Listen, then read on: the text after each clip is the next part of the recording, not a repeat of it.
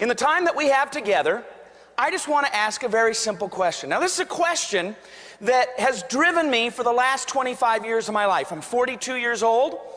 And when I was 17, I had this revolutionary moment in my life. See, when I was growing up, life wasn't real good for me. My dad died when I was 4. My mom, who hadn't worked outside the home, went back to work. She began buying and selling real estate. We'd move into a house, we'd fix it up, and then we'd move out. When I moved into the house that I live in right now at age 38, it was the 28th move of my life. Went to 11 different schools over the course of my education, began to get angry and bitter because my dad had died when I was a little kid, began to get involved in drugs and alcohol, began to act up in the home, so much so that my mom, when I was 9 years old, put me in the car one day. We're driving down the road, and I said, "Where are we going?" She said, "Well, we're going to visit your Aunt Rochelle and your Uncle Paul."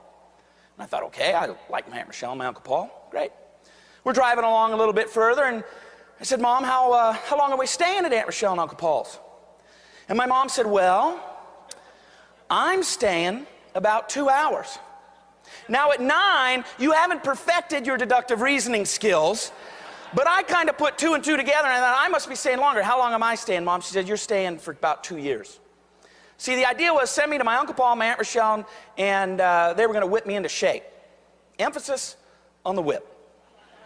My Uncle Paul was a log truck driver, big, burly guy, 250 pounds, and missing half his teeth, big beard, big logger boots, and, the big red suspenders. And my Aunt Rochelle, her nickname, she was a school bus driver, and her nickname was Sarge. And she had about 50 pounds on my Uncle Paul. And right out of the chute, they had me eating broccoli and watching my P's and Q's and all the things that my mom had tried to get me to do. Long story short, that didn't work out. After about 18 months, they shipped me back. I was totally out of control. I used to spend many Wednesday afternoons going to the behavioral sciences clinic at the Children's Orthopedic Hospital in Seattle, just trying to figure out, why I was so angry and bitter and upset and challenged in school and all these kinds of things. Jumping forward, when I was 17 years old, I had a revolutionary moment in my life where all of a sudden I was about to graduate high school, and I realized I was going nowhere fast. I did poorly in school. I graduated, as Zig Ziglar would say, I graduated in the half of the class that made the top half possible. I was very, very low, and about a 2.0, something like that. But I realized I wanted to go somewhere, but I just didn't know where. I knew that I wanted success, and so for the last 25 years, from 17 to 42, one question has driven me, probably a question that's driven you. You may word it differently, but it's a very simple question. But the answer is pivotal in determining what kind of life we're going to live. Very simple question. What separates the successful from the unsuccessful? What separates the successful from... Why is it that some people succeed and other people don't succeed? Particularly here in America. See, in America, aren't we the land of the free and the home of the brave? You can do what you want, earn what you want, live where you want, marry who you want. Any type of thing that you want to do, you can go ahead and do it. That's the promise of America. And if that's true, that anybody can do it, but only some do it, then the question is, why is it that some do it, some don't? Particularly when you realize that everybody essentially wants the same thing. Let me prove it to you. By a show of hands, let me ask a couple questions. How many of you would love to have $1 million in the bank? Right? Okay, perfect. Except those of you who have 10 million, you're like, why would I ever go back to $1 million, right? How many of you would love to have a lifelong loving relationship with your spouse? Very good, almost everybody. How many of you would like your children to grow up to be productive members of society? Everybody's hand goes up. How many of you would like to be healthy in old age and live a vibrant life until the day you die? So isn't it fascinating? Everybody wants the same thing, and we live in a country where anybody can have whatever it is that they want to have, and yet some people achieve it, some people don't. Now, this is particularly interesting to me here in America because there are people all around the world who live in countries. They're going to wake up tomorrow. Nearly 2 billion people will wake up tomorrow somewhere around the world. They'll be smart, they'll be talented, they'll have dreams, they'll be passionate, they'll be lovely, terrific, wonderful people, and they will not be able to ever live their dreams because they live in a country that's governed by a dictator or has a social caste system or doesn't believe in private property rights. all those things that control people that put a natural cap on people's ability to achieve what it is that they want to achieve. That makes that question for us today who live in a free society even more compelling.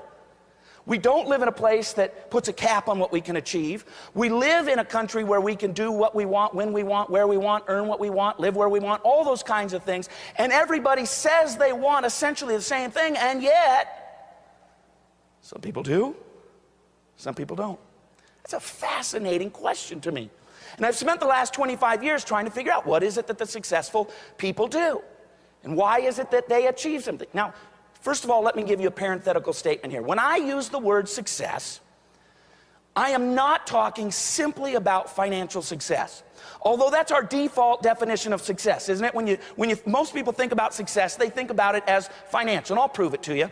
I'll ask you to say the first words that pop into your mind, and you just tell me the answer to this question. First words that pop in your mind, just say them out loud. Who's the most successful man in America? Bill Gates. Almost everybody everywhere. I've asked 100,000 people the same question. They all say Bill Gates. Follow-up question. Who's the most successful woman in America? And you all say Oprah. It's always the same. Everywhere I go, doesn't matter what corner of the country, whatever. Now, I take that back. Occasionally, it's always Bill Gates. But then occasionally I get a couple of other answers for who's the most successful woman. About 5% of the time somebody will say Hillary Clinton. And then my favorite answer of all time, I'll say who's the most successful man of America? Bill Gates. Who's the most successful woman in America? And somebody will say Mrs. Gates. That's my favorite answer. She did quite well for herself. But I'm not just talking about financial, although that's our default answer. But when we all step back from it for a moment and we say, okay, would I really trade my family for $5 million? Now, maybe some of you have a crazy brother-in-law. That doesn't really count. But you know, we're saying, no, I'd never trade my family. Nobody would trade their health for money or 10 years of their life. Or, you know, when you step back, all of a sudden you realize, wait a minute, just piling up the most amount of money is not the most important thing. It's important, but when we truly define success, when we look at that word that stands for the magazine, success, and that's what I love about the people who are leading the magazine and the success movement, is it's not just about money. It's about lifestyle, it's about relationships, it's about health, it's about love, it's about kindness, it's about true success. Not the overachievement in one area, but the balanced achievement in all areas. And today I want to talk to you something a little counterintuitive perhaps than what you're generally used to hearing about. One of my favorite quotes of all time is a quote from Thomas Jefferson. Thomas Jefferson wrote in a letter to John Adams. He wrote a letter and said, in this letter, he said, there's a natural aristocracy among men, the grounds of which is virtue and talent. There's a natural aristocracy among men, the grounds of which is virtue and talent. Now let's put that into some context. In the old world, where the fathers of our country had come out of, there was also a natural aristocracy, wasn't there? The natural aristocracy in the old world, you were naturally raised to a level of aristocracy by what? Family. What family you were born into. Or you could marry into a family and become aristocracy. But the problem is you couldn't marry into a family of aristocracy unless what? You were born into a family of aristocracy. So they come to the New World and they say America's going to be different. See, in America, there's also a natural order of aristocracy. The people who succeed, the people who achieve, the people who fundamentally achieve the wealth and the success.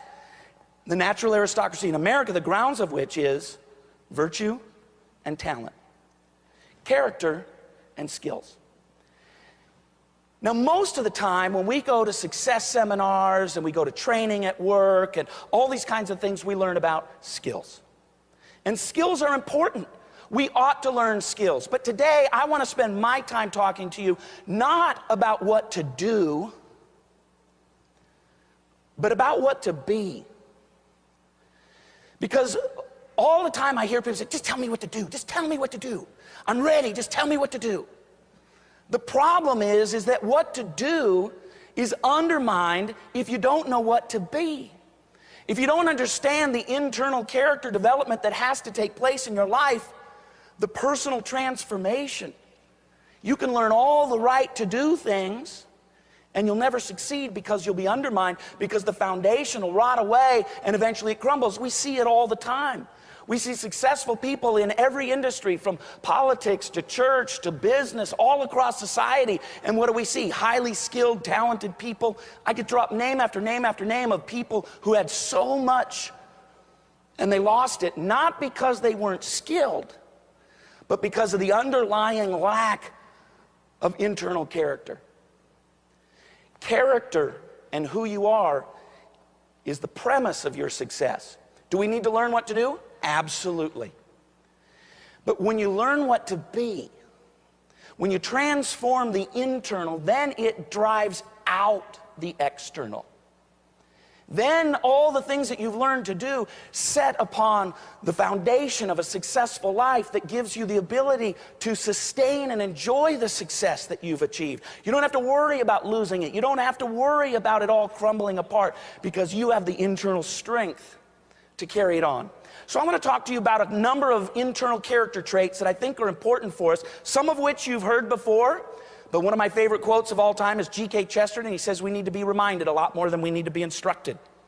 And those of you who have teenagers, you know that they need to be reminded a lot more than they need to be instructed, right? I have 4 teenagers, 18, 17, 15, and 14. And I'm reminding them all the time, more so than I am instructing them. So let's talk about some of those things in the time that we have together. First one, in fact, I always tell people there's only one number one, and the rest of them you can kind of put in whatever order, but there's only one number one, and that's integrity. Integrity. Now, integrity is one of those words that we use all the time, and everybody, you know, they use it in language. I'm not so sure that anybody really knows what it means. See, integrity is one of those things that everybody thinks they have. You can go to any prison in America, walk down any cell block, pick any row, open any cell, and ask them if they have integrity. What are they going to say? Yep. Everybody thinks they have integrity, but they think everybody else lacks integrity, or other people lack integrity.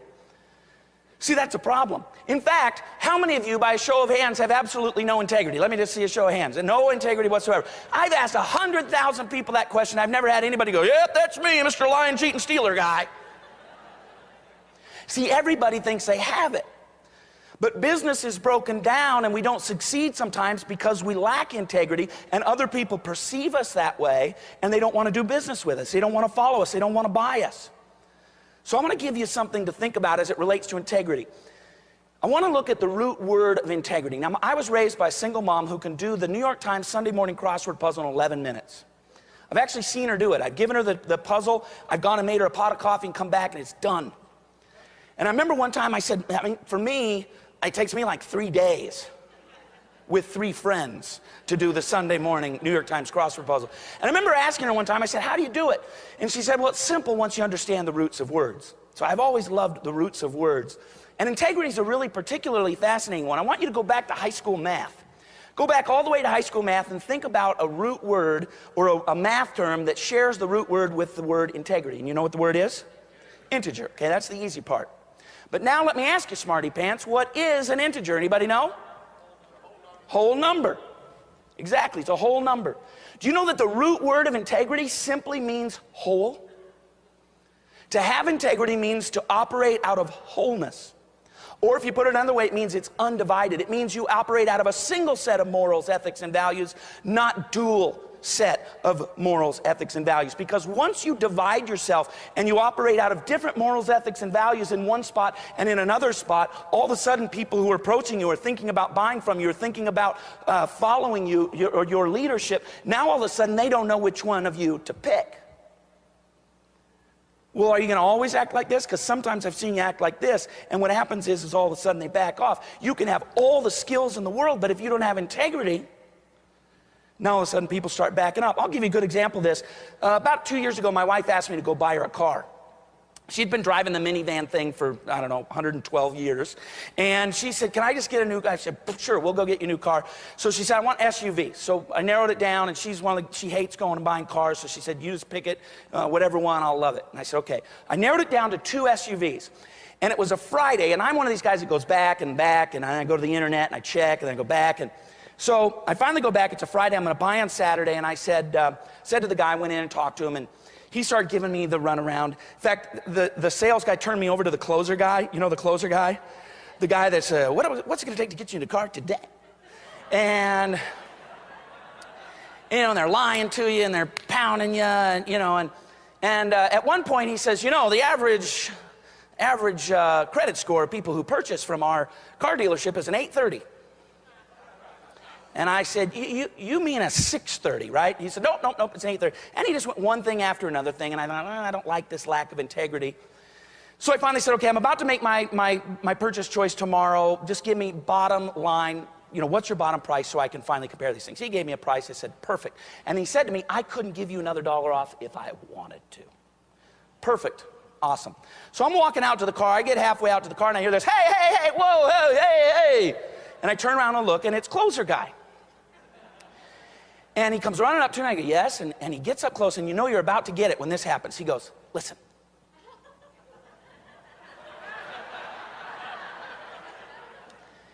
If you buy the car today, I can give you another $1,000 off. And I just very politely said, sir, I don't think I can do business with you. And he said, why not? I said, because you have no integrity. And I just said it like that. I wasn't mad or anything, but I had clearly delineated that this person was not a person who was going to tell me the truth. And I said, you just told me a few minutes ago that you couldn't give me another $1 off if you wanted to. Now I'm halfway out to my car, and now you're telling me it's going to be another $1,000 off. Frankly, I'm wondering if I just move closer to the car, if I'll save some more money. But I said, the real problem here is since I don't trust you, I can't trust the parts department. And if I can't trust you, I can't trust the sales department, I can't trust the service department, I can't trust the financing department. If I can't trust you, then it breaks down the trust for the rest of the organization. One of the earlier speakers was talking about, I think it was Darren earlier in the day, he said, people are really buying you. They're not buying your company, product, service, they're buying you. And if they don't believe you, if you don't have integrity, the whole system shuts down. Because ultimately, the relationship between leader and follower, between seller and buyer, is one of trust. One of the best things you can do when you leave this place today is look in the mirror and be honest with yourself and say, do I have integrity? Now, some of you might say, well, does that mean we're supposed to be perfect? Absolutely not. None of us are perfect. We've all broken our own moral code. We've all done things and said things we wish we wouldn't have done and said. But a true leader, a true successful person is one who recognizes it and rectifies it. They recognize that they made the mistake, and then they go back and they change it. They ask for forgiveness. They admit it to their team. They do whatever it takes to place themselves back into a place where they can be brought into the whole and they can present themselves as a person of wholeness rather than a person of division. Integrity is number one. Second thing is a positive, optimistic attitude. And again, another thing that people talk about, and we talk about positive, optimistic attitude, but I want to talk to you specifically about a particular thing that is important for us to understand inside the concept of a positive, optimistic attitude, and that's about the words that we use. Now, the words that we use, that we say to ourselves, we say to others, and others say to us. There's three ways that words affect us. The words we say to ourselves, the words we say to others, and the words that are said to us. And I like to talk about one of my favorite proverbs of all time, and it basically says this, that the tongue has the power of life and death. The tongue is the power of life and death. That is, that the words that we say to ourselves, the words that we say to others, and the words that we allow to be said to us either create life or they create death. Now, as a leader, as a person who wants to succeed, have you ever thought about the power of the words that you say to yourself, that you say to others, and that you allow to be said to you? There's an actual physical, chemical reaction that takes place in our minds and in the minds of other people when they hear words. Do you know that you can make an instantaneous physiological change in another human being's body simply by the words that you use? You can either breathe life or you can breathe death. And I'll give you a good example. I'll give you an example from marriage. Listen up, guys. What happens when you come home one day and you throw open the door and your wife's already gotten home and she's decided she's going to cook dinner for you, and you put down your briefcase and you notice that she's been to the hairstylist. And you look at her and you go, "What happened to your hair?" Now, she's not going to go, I'm going to become angry. I'm going to release the angry chemicals into my body, and eventually I'm going to throw a frying pan. No, it's instantaneous. She immediately has a reaction, and the flip side is true for us guys as well. You hear something, and it literally changes a chemical inside your body that either breathes life or it breathes death. Now, guys, let's give you a second chance. You've now been to the Success Symposium. You know better than that. You throw open the door, you put down your briefcase, you look up and you go, wow. Now, you know what's interesting about that is I look around, I see all these women who are smiling. You know, I'm looking at the back wall at the exit sign going, wow. And they're just happy that some imaginary sister's getting some love somewhere. They're like, woo. You know, guys, girls stick together in ways that guys don't. That's why they call it the ya-ya sisterhood, not the ya-ya brotherhood. You want to know how girls stick together? I love this. Guys, sometime this week coming up, call your spouse up and offer to buy some stuff at the store. You know, what do you need at the store? I'll stop by. And on your way home, stop and buy the things that she'd like you to buy, and then buy one of those packages of flowers. You know, the little prepackaged ones, $15 or whatever. And when you're walking out to the car, put everything in the cart except for the flowers and walk out like this, right? So you're walking out to the car. And there will inevitably be women who are walking into the store. Now, these women do not know you. They do not know your spouse. But you're going to be walking out, you're going to be carrying these things, and other women are going to be walking, and they're going to notice you, and they're going to do this. Oh. They're happy, some sisters getting some flowers. Now, there'll be some guys that'll also see you. You know, they're getting out of their truck and they're going to look at you and go, I wonder what that guy did. They might even go, I'm with you, bro. But you come home and you throw open that door and you go, wow. I still do that to my wife. We've been married 20 years. She's heard me give this talk 1,000 times. We went to the Seattle Symphony a couple weeks ago and saw a violinist from the UK. She was in doing Vivaldi's Four Seasons. We're getting dressed, and what do you suppose I did? I walked into our big bathroom, and she was putting her makeup on. I walk in, and I go, wow. 20 years, 1,000 times. You think she said, I've heard that one before. No, she feels beautiful. The reverse is true. Girls, you could do this for your guys as well. You know, sometimes I wish my husband would be more of a leader. I wish he'd be stronger. I wish he'd be more confident. You can make him that way. Your words have the power of life and death. You want to build your husband up? Try this. Get home first, and when he comes through that door, you welcome him on the other side and say, welcome home, you red hot hunk of burning love. Now, what's going to happen? He's going to like throw open the door, and you're going to be, yeah, and first thing he's going to check the address, make sure he's got the right address. And then he's going to come in and he's going to go, me? And you're going to be, that's right, Tiger.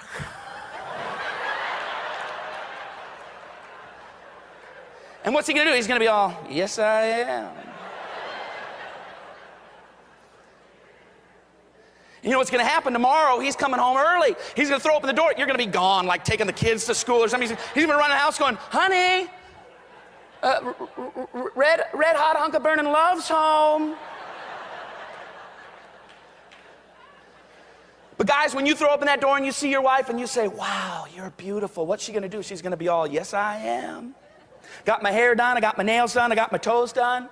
Guys, this is not where you follow it up with, how much did that cost us? Because that's a deal killer right there. You know, a lot of times I tell people I have teenagers and they say, oh, teenagers. Because people think that teenagers don't want to be with their parents. And I'll tell you one of the reasons why I think that is. And it goes back to this thing of what we say to people. Now think about this. You think about kids. Now, we train kids from the very beginning. We're always giving them praise at the very beginning. It sort of tapers off over time. Think about that for a moment. When a kid is 1 year old, what are they learning to do? Walk, talk, and poop.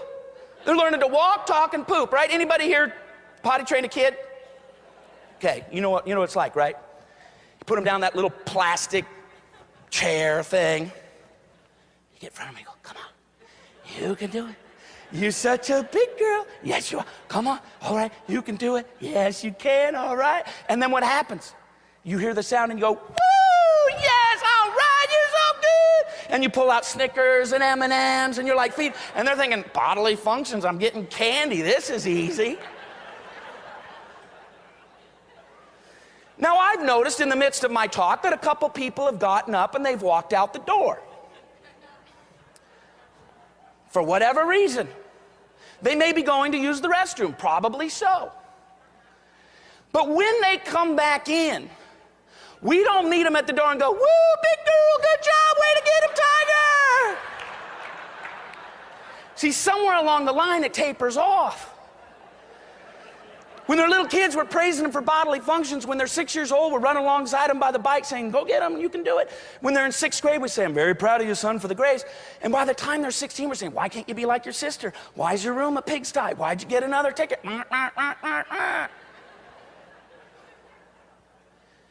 And it's no wonder they don't want to spend time with their parents.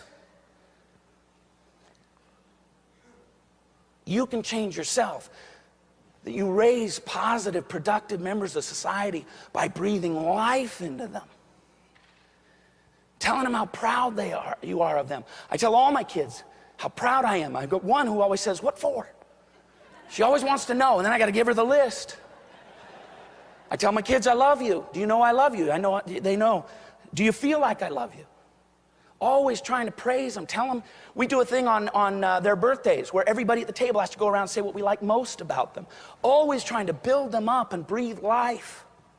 Doesn't mean that we're perfect, but when we make a mistake, we rectify it. Are you today talking first and foremost to yourself, telling yourself that you're good enough, that you can do it, that you have confidence, that you are a person who has talents and skills and can make something of yourself? Because those words play inside your mind. First and foremost, what you say to yourself. Secondly, what are you saying to other people? Is it attracting them? You go out into your business and you become a person of praise, I'll tell you what, people are going to want to be around you. Brings me to my third point. Consider other people's interests more important than your own. And I'll give you a quick story about how this works. My daughter, she was 14, she's 17 now. My daughter tripled her income with this principle. Consider other people's interests more important than your own. Reminds me of the old Zig Ziglar quote, you can have anything you want in life if you just help enough other people get what they want out of life. But that's an internal change. That's a humility issue. That's a servant heart issue. What's happening to your heart? Are you humble? Are you willing to serve? That's a personal transformation that has to take place so that you consider other people's interests more important than your own. My daughter was working as a barista at age 14 in Washington State. You can start working at 14. She goes out and she gets this job. She's a coffee maker, and she's bringing home about 25 bucks a day in tips for about, 4 or 6 weeks, something like that. And then all of a sudden she starts bringing home about $75 a day in tips. And I'm thinking, that's pretty good for a 14-year-old girl. And this continues to happen, and she jumped from 25 to 75, and after about 4 or 5, 6 days, 7 days, when I realized it wasn't just, a certain one-off kind of thing, she's bringing home $75 a day, so I call her into my office. And I said, Hannah, come into my office. So Hannah comes in, she said, yeah, Dad. I said, Hannah, you're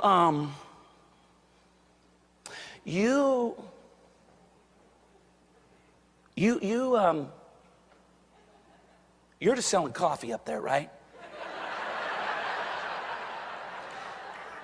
And she said, oh yeah, Dad, I finally figured people out. 14 years old, she finally figured people out. I said, really, what is it? She said, I just realized that people just love to talk about themselves. All you have to do is ask them questions about themselves, and they subconsciously give you more money. And I said, well, what do you mean? She said, well, I noticed the same people are coming in, and I used to just take their order, and I'd make the coffee, and I'd hand it to them, give them their change. She said, now I'm like, well, where do you work? What's your name? I see you around here. How long have you worked there? I see you're married. How long have you been married? What do you do for fun? I said, do you have any little kids? How did little Johnny's soccer game go? How did little Susie's t-ball game go? She said, now I just ask them. All I do is just let them talk about themselves, talk about themselves, talk about themselves. I consider their interests more important than my own, and I'm making the coffee. Now I turn around, I get their money, I put it in the till, I give them their change, and guess where it goes, Dad? Right in the tip jar. Tripled her income.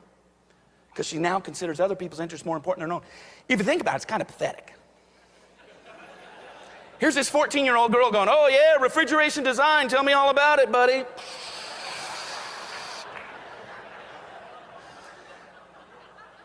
But what it shows us is how needy people are. As leaders in the world, we have an opportunity for people to show up on our desk, on our doorsteps, and not only to help them build a business, but find a life.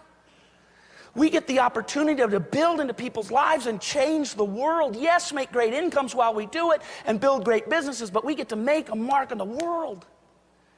It's amazing.